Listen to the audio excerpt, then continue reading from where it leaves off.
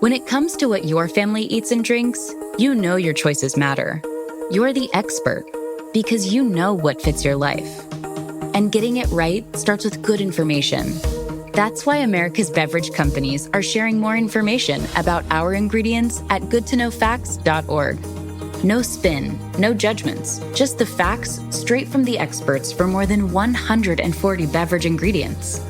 Visit goodtoknowfacts.org.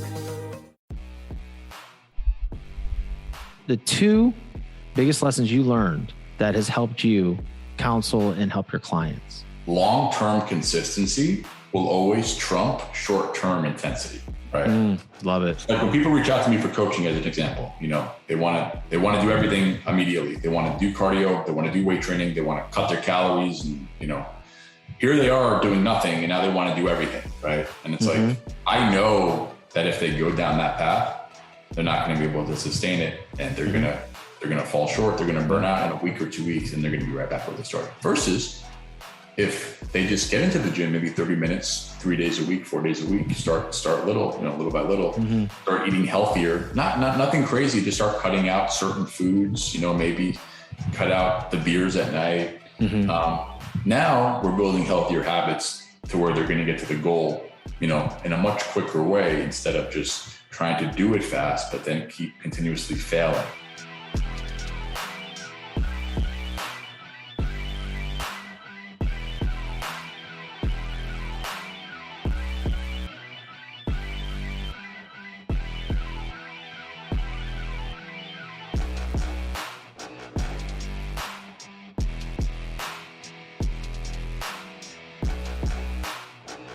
What is up, guys? How's it going? Shawn French with the Determined Society podcast coming at you. Season 3. Welcome back, guys. I'm kicking it off with my boy, Steven Campolo. He is a fitness pro. He is an absolute juggernaut in the fitness space. He helps men lose 20 to 60 pounds in 30 to 60 days. This guy, I might be wrong in the days, but hey, he makes people look like the freaking Avengers. I don't know what to tell you. All you got to do is go to his Instagram and you will see all the amazing photos of before and after, and the progress pics and everything like that. But the one thing that I really love about Steven is, we became really good friends because of his ability to be super humble and kind. And we met online. It was really funny, not like on Grindr or anything like that. Don't get any ideas, but we met on Instagram. I commented on his success in getting his book. What is it? The 55 Laws of Abs? 77 laws. 77. So that's my problem. I only know 55 of them. That's why I don't have a six pack. So I messaged him, or I wrote on his post, congratulations. And, he hit me back and he was just say, hey man, it looks like we live in the same area. Let's connect. And, we met up for coffee and we've had, a very strong friendship ever since. And it's like the first time I met this guy, I felt like I'd known him for, 15, 20 years. So Steven, man, welcome to the show, bud. Thank you so much, man. It is an honor and a privilege. I never thought I'd see the day, but here we are. Hey man, you know what? I was waiting for you to grow your hair out a little longer and look extra handsome for the camera. We're getting there, man. The new Thor movie comes out in July, and my birthday. Are you casting for it? I don't know, man. I've gotten some requests. If something happens to Chris Hemsworth, I want to be ready to go. That could happen. I don't want to say we can make it happen because I think that would be bad taste. But you know what? Hey, you never know, right? Just for the record, I never called myself Thor. People would just call me that as a nickname. I'm like, you know what? It's not a bad nickname. I'll go with it. I could be called a lot worse than that. So I coached a kid when he was in high school. He calls himself Thor too. Bryce Johnston. What's up, Bryce? Good guy. He's like Viking strong, big into powerlifting. You might want to check him out. But yeah, he calls himself Thor too. He's got the long, straggly blonde hair, and it doesn't make any sense. His hair, yours does. It looks like it's well manicured. What do you have in that right now? Is that like some pomade, or is that do you just get out of the shower? Did you shower for me? No, dude. I was a little smelly. I had to hop in there. Attaboy. Dude, just some good old water and coconut oil. Coconut oil. That's your secret. That's why you always smell so good. Yeah, man. That's good. I use quite a bit of lady products because all these ladies that help me with my hair, they're all telling me what to buy, and I spend freaking thousands of dollars on on shampoos and conditioners. I don't think really work, but hey, who knows? Hey man, that's pretty cool. Like, when you use all that coconut oil, do you have to count that in your macros? Nope. That's calorie free. Okay, cool. I buy the calorie free version. Awesome, man. Well, listen, dude, on my show, I'm very happy to have you. Obviously, I've been wanting to do this for a while. It's really kind of cool that our schedules kind of finally aligned. Before we get into the meat and potatoes of the actual show, I want to ask you some fun questions first. And I think I already know the answer. What is your favorite superhero? Oh gosh. I mean, freaking Thor. Why not go with Thor? Just because people say you look like him, or you are all in on Thor just in general. I just like the vibe, man. There's something, you walk around with a big hammer. Like he's from this alternate. That's the male dream. Walk around with a big hammer. Yeah, dude. Like let the hammer just, go. And he's just a badass guy. I don't know. He is pretty cool. I wonder if anybody's going to catch the joke that we just ever so slid in. They caught it? You think so? Yeah, it was very nonchalant by you. I was wondering if you actually got it. Oh, I got it. Okay, good. You was good. It was good. Yeah, you would be a good actor. You do need to cast for that movie. Chris Hemsworth, buddy, you're in trouble. Maybe one day, man. One day. Hey, you know what? How many Spider-Mans have there been? How many James Bonds have there been? Many. A lot. Hundreds. A lot, man. A lot. So, another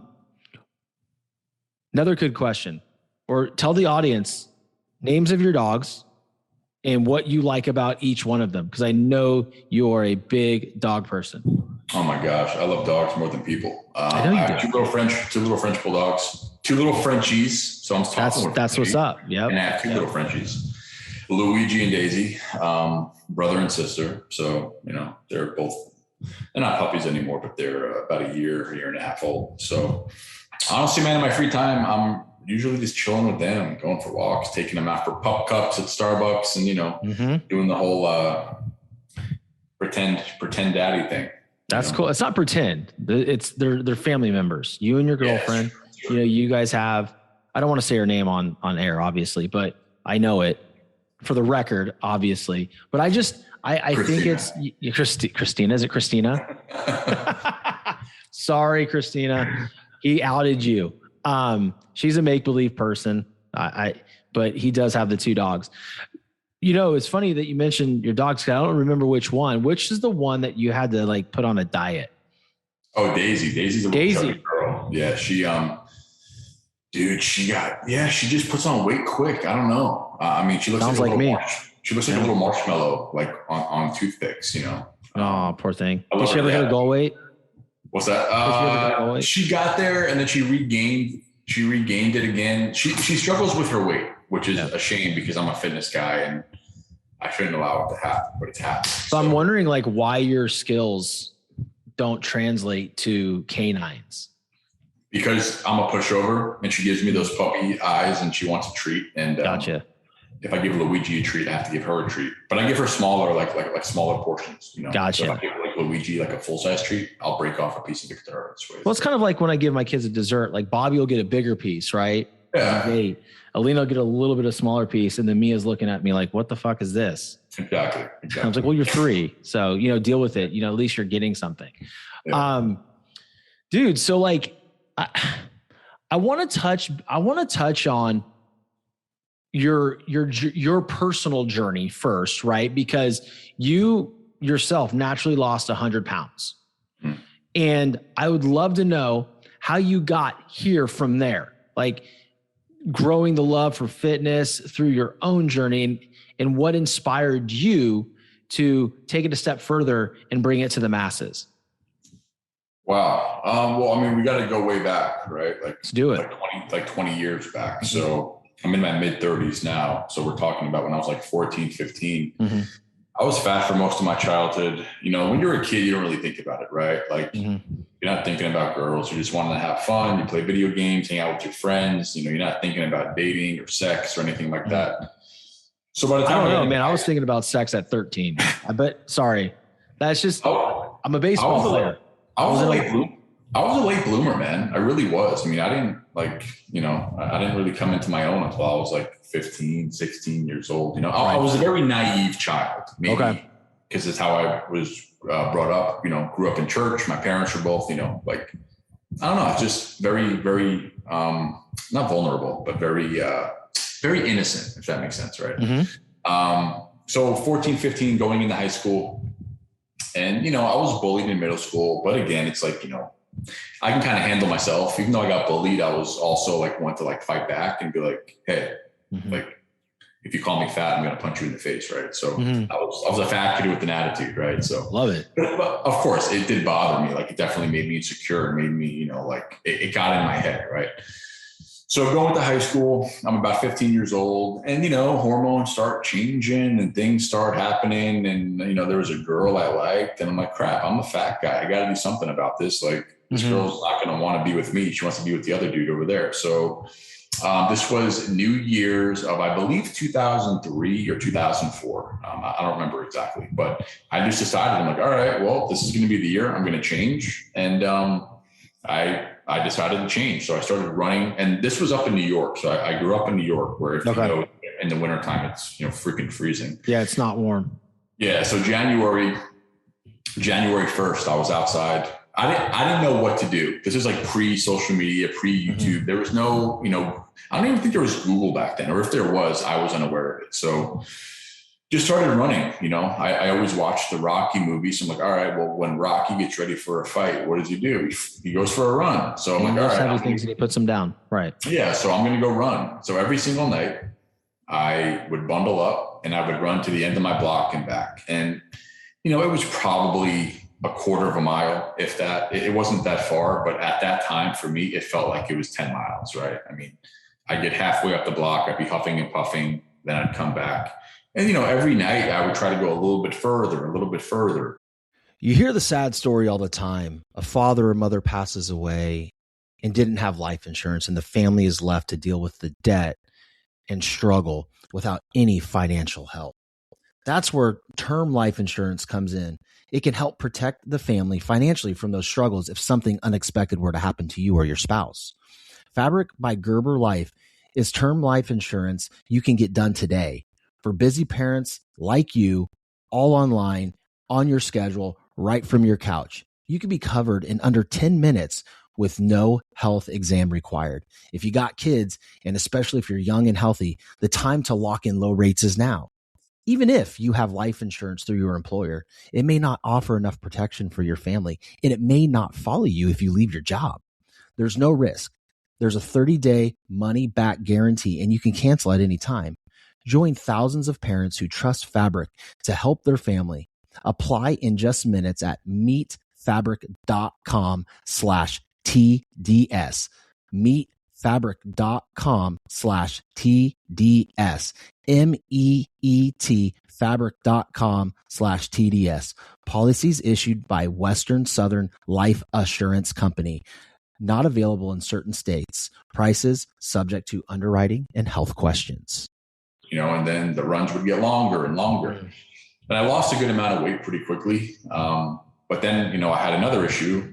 I had a bunch of loose skin because I didn't build up any muscle under the fat, right? So that's what kind of led me to start weight training.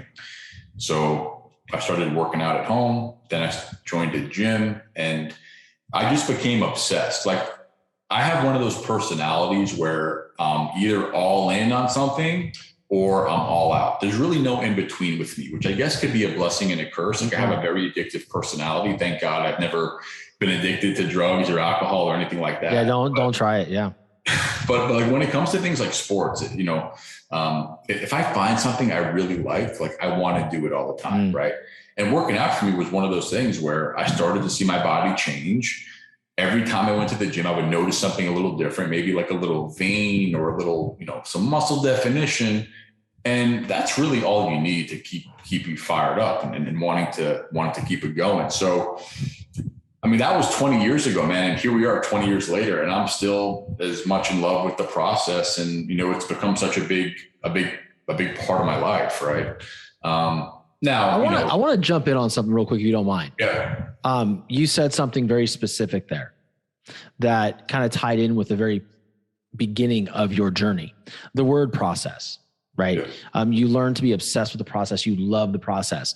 So that's something that I think that I really want you to touch on, or I know I want you to touch on, because listeners, including myself, can get so married to the actual result, right? We need to detach from the result and fall in love with the process. So I loved how you said, hey, maybe it was just a quarter of a mile, but it was hard for me. But part of your process was going a little bit further and you falling in love with that process. And here you are 20 years later, and you are so obsessed with the process. And I can speak on this because I know you very well. You are not a results guy. I mean, the results are going to come, but you are so dialed in on the process. It's actually impressive. And in some ways I can do that. In the gym, I don't have that ability, right? But in other things, like in sales, I can really get behind the process because I understand it more. So, dude, I know it was long-winded, but I really want you to dial in on that right now. Yeah. I mean, for me, like once you start falling in love with something, and you see the fruits of your labor being rewarded, like you want to keep it going, right? You want to work harder. You want to push more. Say, oh man, like if I got this far this quick, let's keep pushing more and see how much more progress I can make, right? And a lot of times too, I think what begins to happen is like your workout is working out on you more than you're working out on it, right? So what that means is like a lot of people, they go to work out to change their body and, get in better shape, lose weight. But that workout, like going through that process of the pain and the discomfort and the sweating and pushing and getting uncomfortable, like that's really changing a lot about you, your discipline, like, your business. Like you could literally apply that same exact process to all areas of your life. That's why for me, it's so important, even till today. Like the first thing I do, I wake up, I have coffee, I, maybe check messages, check in with clients, and then boom, I'm out the door to the gym. That's how I have to start my day because it literally sets the tone for my entire day, right? So it's a lot more than just, oh, I want to work out to look good. Of course, that's a great byproduct of working out, eating healthy. Yeah, you look good, you look good naked. However, like all the other benefits that come along with it, putting yourself in the right mental state, the right emotional state, having more confidence, right? I mean, if I can go kick my own ass in the gym for an hour in the morning, like no one's going to be able to kick my ass, in business or, throughout the day or, there's always going to be something that's going to come up during the day. Right. And, as long as I get my workout in the morning, like it sets the tone for everything, so like, I'm just big on getting those wins every day. Right. And like, if I could have the crappiest day in the world, if I got my workout in the morning, at least I accomplished something that day. Right. So, I'm just all about stacking wins and starting your day working out. Like that's a great way to just stack an easy win for the day. And then it puts you in the right place, moving forward. I love it, man, because, a lot of times where I talk to my clients, when I'm going through everything with them, it's like, listen, you are making commitments. You set a schedule the night before you go to bed, and you typically set an alarm. Some people set them, some people don't. Right. Some people allow their bodies to naturally wake up, and God bless those people. Because for me, I need to be shot out of a can. I need to go. Sure. Right. So I set it for 4 a.m.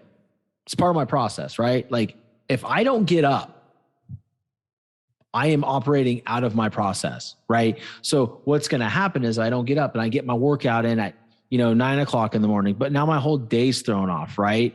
So my process is all screwed up for that day. Like, I'm leaving myself open for a lot of shit to happen. Okay. Whereas if I'm operating in my process, in my standard, I am building not only mental fortitude, mental toughness, but I'm building grit and I'm building confidence, right? Yeah. And it spills over into everything in my life. When we know what we're supposed to put in our bodies and we know how we're supposed to train, you do those things. It's funny how much more well-spoken you are too. Yeah. Your speech patterns change. Everything about you changes because you're so confident. You're not even thinking about what you're going to say because you're leading with your heart. It just happens. So I commend you for that, man, because, there's not a lot of people that truly understand that side of it, right? You are able to understand and connect the fact that, okay, my gym time in the morning is not just tied to my physique. It is tied to how I'm going to operate for my clients, for my business. How am I going to show up for myself my girlfriend that's not named Christina or is named Christina, all those things matter. Yeah. Right. And I think that's what's exciting about what you said. Sorry about that. I had to cut you off because you started describing a process without saying process. And then you said the word and I just had to stop you. No, I mean, listen, like even I have I have some, clients that are CEOs of, Fortune 500 companies. Right. And they've told me like directly, like, hey, going through this process and losing weight, getting in better shape, like it's increased the bottom line of my company, because now they're up early. And now, I mean, listen, these are ultra disciplined guys already. Sure. And in a different space, right? Like in the finance world, and, but now it's like, now they're healthier. Now they have more energy. Now they're feeling better. Now they're putting their health and fitness first. Right. So like for me, it's all connected. Like I just had this conversation with someone today. It's like, you can call it your emotional, your spiritual, your physical, but it's like whenever one of those is out of sync, even if you have all the money in the world, if you're fat and unhealthy, like you're not really going to be firing on all cylinders. Right. And me personally, like I want to be optimal in all areas of my life. I want to be fit. I want to be healthy. I want to, do well financially, do well emotionally, be healthy in my relationships. Like it's all connected. So that's why I think when people say like, well, I'm fat and happy, it's like, dude, they're lying to themselves. Yeah, and I agree. And it breaks my heart to hear that, because if they're fat and happy, like imagine how healthy and fit and don't have any heart issues, like they're going to be a lot happier. Right. Yeah. So For me, it's a lot of the, like you said, the mental health, right? I noticed like I got back on track 2 days ago with like macros and just destroying myself in the gym. Yeah. And I've noticed that my interactions with my children, I'm more patient, right? I'm more open, right? I'm a better listener. It's funny how my wife and I haven't gotten even a little bit of a disagreement in the last 2 days, because it helps my mental health, right? And it helps my relationships. And it's just super important, man. And I think that, when you're talking to these people and these people say, well, I'm fat and happy. It's just like, well, why are we even talking then? Obviously something intrigues you, right? Yeah. Maybe it's not about how you look. Maybe it's, saving your life that you don't know is in trouble yet. Yeah. Right. Because I got to tell you, man, like when I go off the rails and I'm not healthy, I can feel it. Yeah. I'm not where I want to be right now. I'm not where I need to be right now, but you know what? I will be. Right. It's like, I decided, it's like, okay, this is enough's enough. Like this has got to come first. Right. And I think what's great is, having somebody like you that's taught me so much. I mean, really, you probably don't even know that, but you have. Right. And it's having good people in your corner that you can really open up to about these things. Cause you and I have talked about about insecurities, and, we both have them. Right. And they're, and honestly, they're the same. We're all more alike than we know. Anyway, just kind of a far, out in the weeds tangent about what we're specifically talking about. But dude, I agree with you. You can't. You know what it is? And you and me actually had this conversation a few months back. Like it was around the holidays, or around the time you and me had met actually. And I think you got sick, I got sick. And both of us were just like, we weren't working out at that time. We were both just kind of like, you were with the family. I was home. I couldn't go to the gym because I had, that virus that's out there. I don't want to say negative. So, I was home just eating junk and just feeling like garbage. And I think we both we're going through the same thing. And it's like, whenever you're kind of out of alignment with who like you really are deep down, I don't know about you, but I'm miserable. Like I get depressed, I get anxious, I get stressed, I get mad, I get moody. Super impatient. Yeah. I mean, because like there are two different versions of ourselves, right? You have the higher self and you have, the lower self, call it like the good voice and the bad voice, right? And those two are always at battle with each other. And it's always, choosing comfort versus, or doing the thing that's uncomfortable, but it's going to get you closer to the goal. And that at the end of the day, once you accomplish it, you can go to bed that night and say, you know what, like I'm happy. I can't wait to wake up tomorrow morning and get after it again. Yeah. unfortunately, man, comfort is a drug too, So it's like the more times you combat that and the more times you fight it and win, it's going to get stronger. It's like a muscle, but unfortunately it's not easy, man.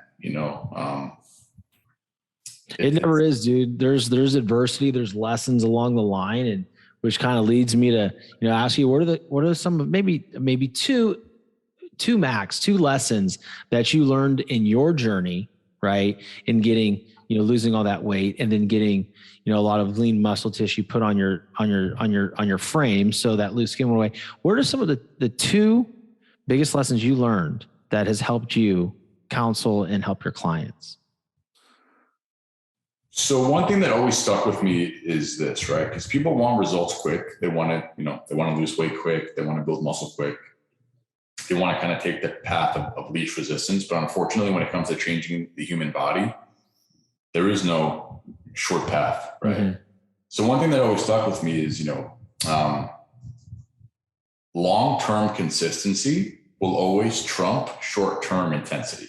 Right. Love it. Like when people reach out to me for coaching, as an example, they want to do everything immediately. They want to do cardio. They want to do weight training. They want to cut their calories and, here they are doing nothing and now they want to do everything. Right. And it's like, I know that if they go down that path, they're not going to be able to sustain it. And they're going to fall short. They're going to burn out in a week or 2 weeks and they're going to be right back where they started. Versus if they just get into the gym, maybe 30 minutes, 3 days a week, 4 days a week, start little, little by little, start eating healthier, nothing crazy. Just start cutting out certain foods, maybe cut out the beers at night. Now we're building healthier habits to where they're going to get to the goal, in a much quicker way instead of just trying to do it fast, but then keep continuously failing. Right. So like, consistency when it comes to getting in shape and losing weight, is really the most important thing. A lot of people want results quick, and that's why they yo-yo diet or they continue to find the next red shiny object, right? Is it keto? Is it fasting? Is it this fat burner or this workout? And, again, everything promises quick results and that's what people want, but there is no magic pill. Like you have to just stay consistent because the human body is very complex. Like it doesn't change overnight. You didn't get fat overnight. Weight overnight, right? Like as a fitness coach, sometimes I have to have that conversation with people and just, kind of be realistic with them, right? Like you can't transform your body in a week or a month or even 3 months. Like if you want to make a change, do it and look at it as a life, as a lifelong thing. Right. So, consistency is the one thing you have to just go into it with that mindset. Like I'm going to be consistent. I don't care how long it takes. I'm going to be consistent. I'm going to take this one day at a time, right? Get my workout in one day at a time, eat healthy one day at a time, and just take things one day at a time instead of looking forward and say, 2 months from now, I want to be at this weight, or 3 months from now, or, I want to be here. It's like, don't do that. Just focus on one day at a time. And I promise you'll wake up 3 months from now and you might be where you want to be. Right. So, but don't get discouraged, right? If you're not exactly where you want to be in 3 months, right? You might have this idea or this comparison, or you see this dude on Instagram or a fitness model, like, I want to look like that guy in 3 months. And the reality is, for somebody like me that, I didn't just not do what I was supposed to for 3 months. There was a time period in my life for like 3 or 4 years where I didn't do shit. Like, how could somebody like myself, right, expect at that point where I was at that I could fix all this shit in 90 days? Like that's whack, man. Because like you've always taught me, I was thinking about doing the certain program again. You're like, dude, Shawn, like think about it. You were going to look great in that period of time. And then that pendulum is going to swing hard the other way. And I'm like, I thought about it. I'm like, no, I'm going to do it. And then I did it for a couple of days. I'm like, dude, he's right. This is not going to be sustainable for me long-term. And what it does is honestly, it really feeds into a perfection complex that I have. And I can't do that. Right. I can't do that. I know I need to hit my 4 macros, or at least on the two most important ones, which is the calories and the protein, right? And the calories are going to determine my weight and the protein is going to determine how I look. when I get to that way. Right. Yeah. So, but here's the thing. It's like that instant gratification, right? I think that also comes from a lot of pain, like, especially in this industry, right? And then we're dealing with people's bodies and things like that. Like, people want to get there from A to Z quick as fuck because they're tired of hurting. They're in emotional pain. Like, I know there was a point in my life when I was like 265 pounds, I was in emotional pain. Like, I didn't even, dude, it broke my heart even to get in the fucking shower. Because it was embarrassing, right? Here I am sitting at 203. I'm still not where I want to be. But like, is it better than 265? Yeah. Right. So now we go. Yeah. I think it's important. And the one thing that I want to highlight you on, man, and just like tell the listeners that if they're looking for somebody to help them with their transformation, you're the guy. Because, not only are you knowledgeable, you have a great program and a system in place of follow-up, of nutrition. You can guide them through the supplement process if they so choose. But I think the one thing that you possess more than any other fitness professional I've ever been around is empathy. Yeah. And to me, most trainers don't know what it's like to be fat. They don't know that struggle. You do. That's a big part of it. I mean, I had a conversation with someone today about this. They're like, hey, I found your Instagram page, and what I really liked about you was I feel like you were really like sympathetic and understood what it's like to be overweight, And I'm like, yeah, I've been there. Like, I know what it's like to be insecure and be afraid to take your shirt off or wear a t-shirt in the pool or at the beach, right? Like, yeah, literally my biggest fear when I was younger, like, I was terrified to take my shirt off because my birthday's in July, right? So my mom would always like have pool parties for me in the summertime, have all my friends over. And, she didn't know this, but deep down I was like so stressed and so like just anxious because I'm like, how am I going to take my shirt off? Everyone's going to make fun of me. I have, these freaking man tits down to my belly button, like, big stomach, love handles. And, I just like would wear a shirt in the pool. Like, oh yeah, I just don't want to get sunburned. Like, yeah, okay, dude. I've told that lie before. Why you're wearing a shirt, right? But yeah, again, sometimes in life, like the pain has to get so bad to where you're either going to make a change or you're going to stay in that pain, right? So that's what led me to make that change. But yeah, I think it's Tony Robbins. I think said that. I think it was maybe in a book that he wrote. Like, until you can tie emotional pain to something, there's no change. Yeah. For me, it was just, it's like this thing where I want to be able to go on family vacations and not worry about it. I want to be able to walk around this place with no shirt on, right? Yeah. Like, choose when I want to wear a shirt. And the biggest thing is like, when you're in good physical condition, man, you don't have to worry about what clothes you're going to wear. Sure. It's just like, everything fits. All right, cool. Sure. I'll wear that. I'm really good in it, So it helps you physically and helps you emotionally. So, the only negative is we don't have a ton, all night to talk or all night. I would, right? And you would too, because you're my guy. But man, let me ask you, give me the biggest piece or the biggest piece of adversity that you have had to deal with in your journey, not just with yourself, but in your business. And how'd you overcome it? So I don't know if adversity would be the word I would use. I mean, okay. I would say this, right? Like, the biggest thing I had to overcome personally was making a decision that I wasn't going to care what people thought, right? Mm-hmm. The problem or the biggest issue when people want to share their knowledge or share their life or put themselves out there on social media is now literally everyone in the world could see, right? Mm. Your friends, your family, ex-girlfriends, people you went to middle school with, like, these are all people now that you have to say, okay, I'm going to put myself out there. I know all these people are going to see it, but do I really care what they think or what they're going to say, right? And, that's what really took me so long to start like my online coaching, or not even online coaching, but just sharing my own fitness journey.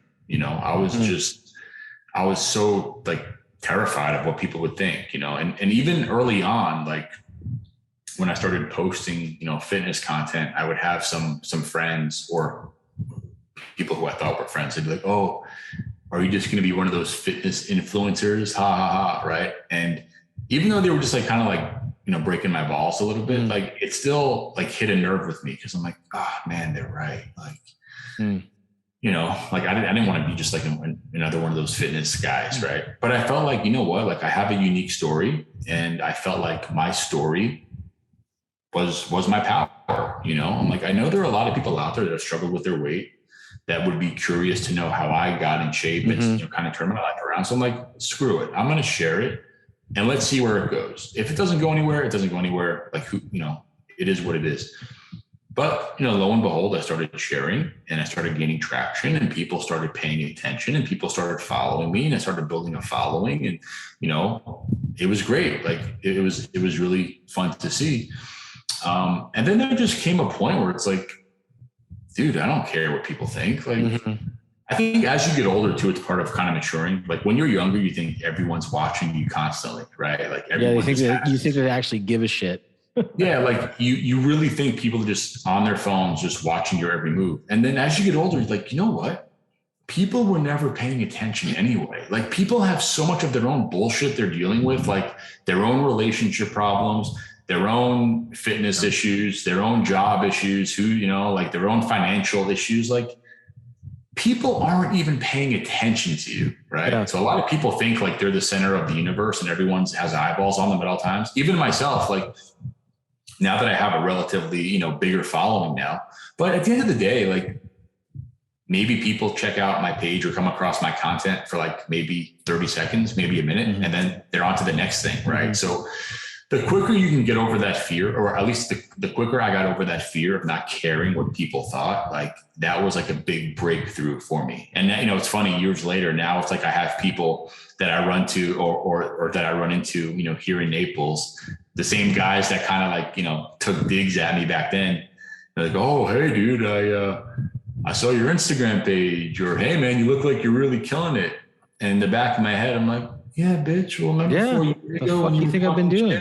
And in the lab, bro, But it breaks my heart to hear a lot of people, like they ask me, I get a lot of messages, "Hey, Steven, like I want to start posting, or I want to start doing this." And I'm like, why don't you start? And again, well, I don't want people to think this, or, people are going to think I'm doing this. I'm like, listen, dude, people aren't going to pay your bills. Like these people aren't really paying attention. As sad as that might sound, it's the truth, right? So you got to do what's best for you. Like just stay consistent with it. It's like anything else in life.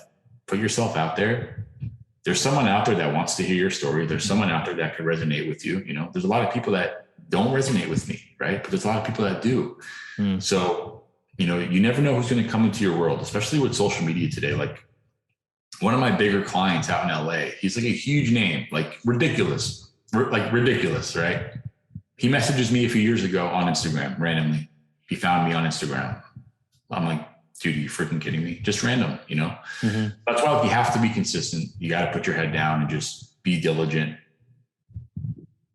Stay consistent with things, because you never know what's going to happen. You never know who you're going to attract into your world. You never know who's going to come across your social media. And, today the currency that the world speaks is your online presence, right? Like, yeah, man. Dude, it's funny because you were talking about, being afraid to put yourself out there, sharing your fitness journey. I think we're all afraid of that because it is a very, transparent thing, right? Taking your shirt off, or if you're a female, getting in a bathing suit and say, "Hey, here's my flaws," right? That's difficult. But man, I remember obviously it wasn't that long ago, right? About a year and a half ago, when I turned that camera around for the first time and speaking into it, and then like was going to put it on social media.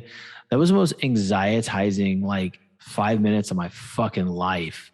I'm looking at all my flaws. I'm like, dude, I sound like an absolute shitbag. Like, what am I doing? Yeah. Right? The first podcast I ever recorded was just me saying like, "Hey, this is the first one. I hope people listen. Like, this is my plan with this." And, I go back to it and I can't even listen to it because it's so bad. Right. But it's like, it's really cool. Like I hate my old videos and I hate my very first few podcasts, but like, if you really go back and look at it, you can see your trajectory, you can see your growth.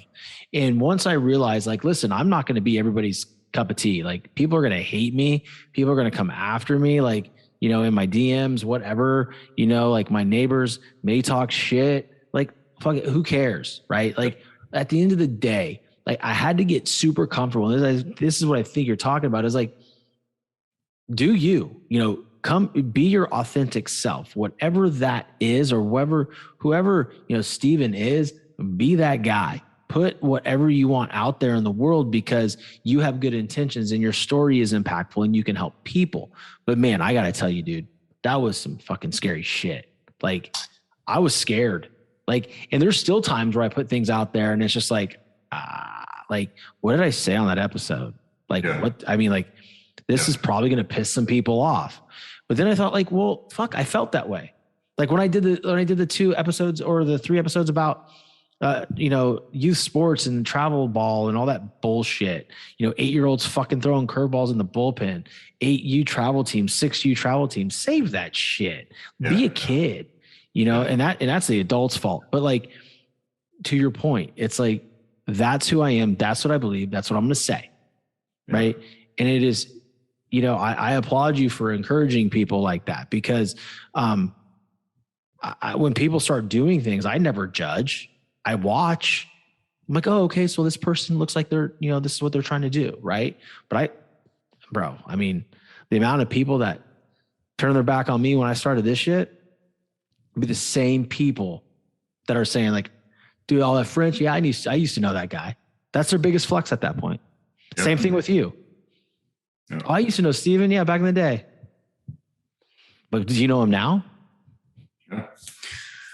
A lot of people, man, like, like early on, I remember like when I started sharing information, and like, I'm not a doctor, I'm not a PhD, but I have like 20 years of, I have my certifications, but I'm like, oh man, like what if someone challenges me on this? And everyone's trying to take the guy down, right? Like everyone's trying to take shots, and in the beginning, like it would wreck me for days. Like, so I would get one bad comment or or like some troll like sends me a message and it would literally destroy me. And now what a lot of people don't realize is like my posts that I post now that go viral, they go viral because, people are commenting on it and, a lot of the trolls come out and they start talking crap. Right.